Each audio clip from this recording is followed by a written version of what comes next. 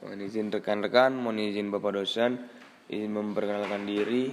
Nama Jimmy Timbul Tepilus, pangkat Muda Praja, NPP 310069, kelas H6, Prodi Praktek Perpolisian Tata Pamong, Fakultas Perlindungan Masyarakat. Sini saya akan mempresentasikan mengenai materi ujian akhir semester.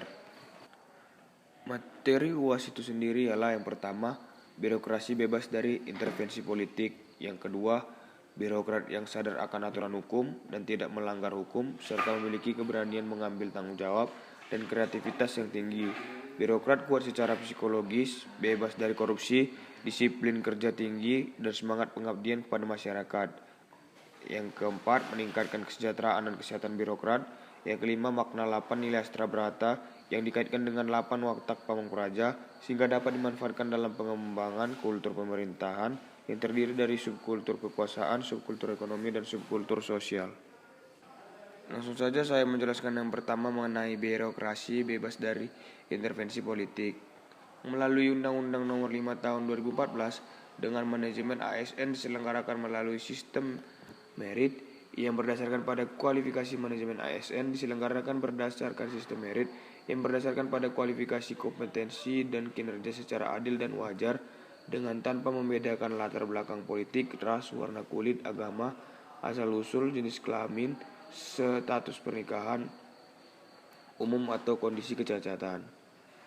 Manajemen ASN ini meliputi manajemen PNS dan PPPK. Manfaat dari pembinaan pegawai negeri sipil adalah mewujudkan citra pegawai yang penuh dengan kesetiaan dan ketaatan kepada Pancasila, Undang-Undang Dasar 1945, negara dan pemerintah yang bersatu padu, bermental baik, berwibawa, berdaya guna, berhasil guna, bersih, berkualitas tinggi, dan sadar akan tanggung jawabnya sebagai unsur aparatur negara, abdi negara, dan abdi masyarakat. Pegawai ASN berfungsi sebagai pelaksana kebijakan publik, pelayan publik, dan perekat dan pemersatu bangsa. Sebagai pelaksana kebijakan publik, pegawai ASN bertugas untuk melaksanakan kebijakan publik yang dibuat oleh pejabat pembina kepegawaian sesuai dengan ketentuan peraturan perundang-undang. Sedangkan sebagai pelayan publik, pegawai ASN bertugas memberikan pelayanan publik yang profesional dan berkualitas serta mempunyai tugas utama yaitu untuk mempererat persatuan dan kesatuan negara kesatuan Republik Indonesia. Kemudian dari berbagai pengertian tentang hukum, saya mengambil satu kutipan yang dimana pengertian hukum adalah dokumen moral yang menyimpan pesan-pesan moral untuk kehidupan masyarakat, yang dimana Sacipto Raharjo mengatakan bahwa hukum bukan hanya sebuah dokumen perundang-undangan yang terdiri dari ribuan pasal, melainkan sebuah dokumen moral yang menyimpan pesan-pesan moral untuk kehidupan bermasyarakat. Maka menjadi tugas kita untuk memahaminya sebagaimana demikian. Yang ketiga, birokrat kuat secara psikologis, bebas dari korupsi, disiplin kerja tinggi, dan semangat pengabdian kepada masyarakat. Saya menjelaskan di sini kesadaran hukum sebagai wahana psikologis hukum. Kesadaran hukum masyarakat adalah perihal ilmu hukum keperilakuan individu, maka termasuk wahana psikologis hukum. Pola pemikiran yang menentukan bahwa masalah-masalah yang menurut hukum doktrinal tidak perlu dipermasalahkan, sesungguhnya secara ontologis tidak demikian. Karenanya komunitas hukum yang secara tidak sadar memonopoli kebenaran dengan alasan karena hukum merupakan institusi publik yang memiliki kewenangan mengatur, maka fungsi itu dilaksanakannya menurut apa yang dianggap benar dan harus dilakukan walaupun ternyata belum tentu menyentuh kesadaran hukum masyarakat. Bisa saja apa yang dikehendaki hukum itu dilakukan, tetapi masalahnya kesadaran hukum masyarakat tidak akan terbentuk tanpa memperhatikan aspek psikologis warga masyarakat.